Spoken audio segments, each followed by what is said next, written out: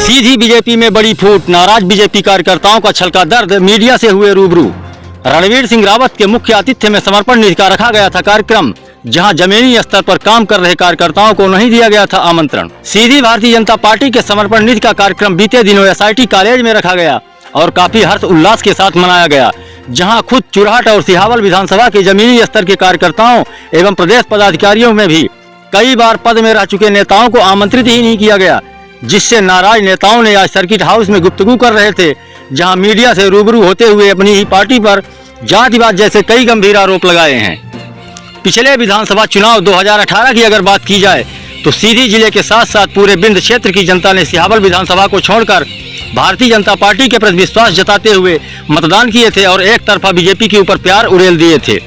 तो भारतीय जनता पार्टी सीधी के बूथ स्तरीय नेताओं और कार्यकर्ताओं की सक्रियता और मेहनत के बदौलत ही एक तरफा सफलता मिल पाई थी। लेकिन जिस तरह से बीजेपी के नेताओं और कार्यकर्ताओं ने अपनी पार्टी पर संगीन आरोप लगाए हैं, तो कहीं न कहीं या तो साफ तौर पर कहा जा सकता है कि भारतीय जनता पार्टी सीधी में आने वाले समय में कोई बड़ा विस्फोट देखने को मिल सकता है, और जिसका धमाका बिंद क्षेत्र ही नहीं समूचे मध्य प्रदेश में आगामी चुनाव में सुनने और देखने को मिल सकता है।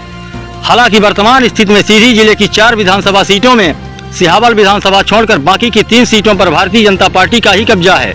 लेकिन बागी नेताओं की माने तो आगामी 2023 के चुनाव में भारतीय जनता पार्टी के हाथ सिर्फ एक सीट ही नसीब होगी। इन बातों पर अगर गौर किया जाए तो वह सीट सीधी विधानसभा के वर्तमान विधायक केदारनाथ शुक्ला की हो सकती है, क्योंकि 4 बार से लगातार विधायक बनते आ रहे कद्दावर नेता केदारनाथ शुक्ला अपने काम करने की शैली की वजह से सुर्खियों में बने रहते हैं।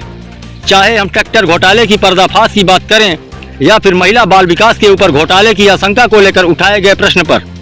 बहरहाल बागी नेताओं ने जिस तरह से मीडिया के समक्ष अपनी बातें रखते हुए व्यथा जाहिर किए हैं, इससे साफ तौर पर कह सकते हैं कि भारतीय जनता पार्टी के जिला संगठन में आपसी फूट पड़ चुकी है और पार्टी 2 फाड़ में बढ़ चुकी है। सीधी से ब्यूरो रिपोर्ट। कहीं न कहीं रणवीर सिंह रावत राजेश पांडे जी के दौरा था कि आपसे मुलाकात हुई कि नहीं हुई? नहीं हुई। ऐसा तो नहीं है कि आप सबको जो है तो सूचित नहीं किया जाता, बाहर किया जा रहा है? हाँ, नहीं सूचित किया जाता। जो वर्तमान में भारतीय जनता पार्टी का जिले का संगठन है वो केवल कैद है, एक कोठरी में कैद हो गया है।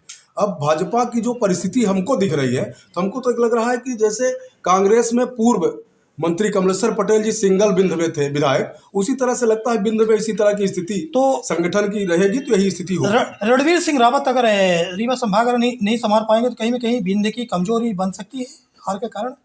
101% रणवीर सिंह रावत के बस का है भी नहीं बिंद।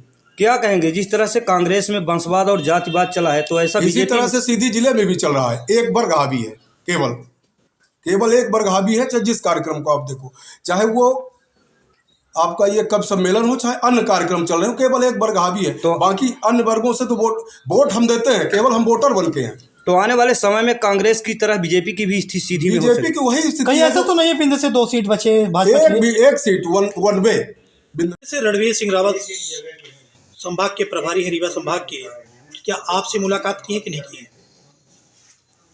प्रदेश के महामंत्री आदरणीय रणवीर सिंह रावत मध्य प्रदेश के भारतीय जनता पार्टी के महामंत्री के साथ साथ बिंद के प्रभारी है, और उनसे एक बार नहीं कई बार हमारी मुलाकात हुई। आज मुलाकात हुई कि नहीं हुई? आज हमारी मुलाकात नहीं हुई क्योंकि मुझे जानकारी नहीं थी। सिंह रावत रीवा संभाग के दौरे में सीधी आए थे, उनके साथ में राजेश पांडे, क्या कहेंगे आप? प्रदेश के नहीं, इसकी जानकारी तो मुझे नहीं हो पाई, अभी आपके द्वारा चल रहा है। कहीं ऐसा तो नहीं है कि भाजपा में फूट पड़ गई हो? अब फूट ये पार्टी वाले ही जो वरिष्ठ हैं वही बता सकते हैं, अब हमें तो जानकारी इसकी नहीं दी गई, जबकि शायद मुझे ये पता चला। कौन से पद में है आज? मैं किसान मोर्चा का प्रदेश कार्य समिति सदस्य हूँ। क्या चुनाव निकला? पुष्पराज सिंह चंदेल। ऐसा नहीं है सर, भारतीय जनता पार्टी बहुत बड़ी पार्टी है, बड़े बड़े विचारधारा के लोग यहाँ हैं। प्रदेश स्तर पर जितने लोग काम कर रहे हैं सब वरिष्ठ लोग हैं, और इस आज की जो बैठक हुई है कहीं ऐसा तो न हो कि जो सीधी का प्रभारी राजेश पांडे जी हैं तो कमियां छुपा रहे हो? कहीं ऐसा नहीं है कि कमजोरी बन रही हो धीरे धीरे भाजपा में? जैसा भी हो, ये जिला संगठन जाने, प्रदेश संगठन जाने, हम लोग भारतीय जनता पार्टी के समर्पित कार्यकर्ता हैं, और पार्टी जहाँ दायित्व सौंपती है या नहीं सौंपती उसके लिए भी काम करते हैं। यदि पार्टी आपको पुनः याद करती है तो आप क्या करेंगे? उसी तरह से सक्रियता से काम करेंगे या किनारा बनाएंगे? उसी तरह सक्रियता से आज भी काम कर रहे हैं। या कि किसी अन्य संगठन में बिलोंग करने का मन बनाए हो? नहीं, ऐसा कोई संबंध नहीं है इसी संगठन। क्या शुभ नाम है आपका? सुधीर शुक्ला। कौन से पद में हैं आप? मैं तो स्वराज का जिला संयोजक हूँ। क्या भाजपा में भी आप पदाधिकारी रह चुके हैं? पदाधिकारी रह चुके हैं, स्थायी आमंत्रित सदस्य भी हूँ। कहीं में कहीं आप जिले के उपाध्यक्ष के पद में रहे? हाँ, उपाध्यक्ष के पद में रहे, वर्तमान में स्थायी आमंत्रित सदस्य हैं। कहीं में कहीं आप चुरहट विधानसभा के प्रभारी भी हुआ करते थे? हाँ थे हम चुरहट। क्या रणवीर सिंह रावत के कार्यक्रम में आप उपस्थित थे? क्या मुलाकात की है रणवीर सिंह रावत की? नहीं, मुलाकात नहीं की। जब जरूरत होगी पार्टी बुलाएगी तब मुलाकात करेंगे। आखिर वजह क्या है? इतने कार्यकर्ताओं को यदि कार्यक्रम हुआ और जानकारी नहीं हुई तो वजह क्या हो सकती है? सबका विषय अपना अपना है। वो अभी सम्मान निधि के तारतम्य में बैठक लिए थे, उनमें जो लोगों को रखा है वो लोग, उन लोगों की बैठक थी जिले के पदाधिकारी मंडल अध्यक्षों की। पिछली बार तो वैष्णवी गार्डन में किया गया, लेकिन जब वहाँ पर अनु मिश्रा जी, वैष्णवी गार्डन की बात की जाए, डॉक्टर राजेश मिश्रा जी की बात की जाए, कहीं में कहीं उनकी मुलाकात अनु मिश्रा की बड़े कद्दावर नेता अजय सिंह से मुलाकात होती है। तो इस बार SIT कॉलेज में रणवीर सिंह रावत का कार्यक्रम किया जाता है, आप संगठन में हैं और उनसे मुलाकात नहीं हो पाई। अजय सिंह राहुल जो हैं तो वो एक स्थापित नेता हैं और ये यहाँ के व्यवसायी हैं, तो इस नाते उनके यहाँ फंक्शन था, पारिवारिक फंक्शन था, तो उन्होंने बुलाया था, वो गए थे। ये भारतीय संस्कृति और संस्कार का मामला है, तो राजेश इसको राजनीति से नहीं जैसे जोड़ता। राजेश पांडे जी और रणवीर सिंह का दौरा होता है, आपसे मुलाकात नहीं हो रही है? नहीं, मुलाकात जब जरूरत होगी तो हो जाएगी। जब वो चाहेंगे तो मैं भाजपा का कार्यकर्ता हूँ, निश्चित रूप से उनसे मुलाकात करूँगा। क्या शुभ नाम है? मोतीलाल पटेल। मोतीलाल जी, क्या आप बैठक में शामिल थे कि नहीं? नहीं, हम लोगों को तो सूचना नहीं थी।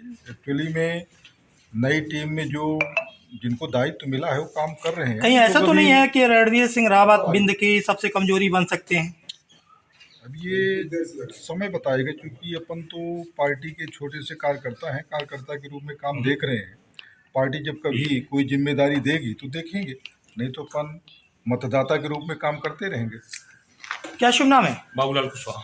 बाबूलाल जी, जिस तरह से आज बैठे हैं सर्किट हाउस में, क्या रणवीर सिंह रावत जी के इंतजार में बैठे हैं? नहीं, रणवीर सिंह रावत जी यहाँ प्रदेश के महामंत्री हैं और अपने रीवा संभाग के प्रभारी हैं। समर्पण निधि के से संबंधित यहाँ बैठक लेने सीधी जिले में आए थे। क्या मुलाकात हुई आपसे? नहीं, मैं उस कार्यक्रम में अपेक्षित नहीं था। मुझे कोई बुलाया भी नहीं गया था। मुझे किसी कोई पद का दायित्व भी नहीं मिला है इस वर्तमान भाजपा संगठन। कौन से पद में रह चुके हैं आप? इसके पूर्व में पिछड़ा पर मोर्चा के जिला का अध्यक्ष था। बाबूलाल जी, छोटा सा सवाल ये है, एक कार्यकर्ता की बात हो तो अलग है, जब इतने कार्यकर्ताओं को सूचित न किया गया हो और जिले में इतना बड़ा कार्यक्रम हुआ है, तो इसमें आखिर में वजह क्या हो सकती है पर्दे के पीछे? इसमें क्या है कि अध्यक्ष जी की जो जिला संगठन में पदाधिकारी हैं वो अपेक्षित थे, प्लस जिनको समर्पण निधि में दायित्व दिया गया है उनको अपेक्षित किए थे। अलग से ये जरूर रखना चाहिए कि जो पार्टी के वरिष्ठ नेता हैं या कार्यकर्ता हैं उनको अलग से प्रदेश महामंत्री से मिलवाना चाहिए, ये अध्यक्ष जी का दायित्व होता है। शिवदान जी, क्या आप रणवीर सिंह रावत से मुलाकात हुई कि नहीं हुई? हुई है।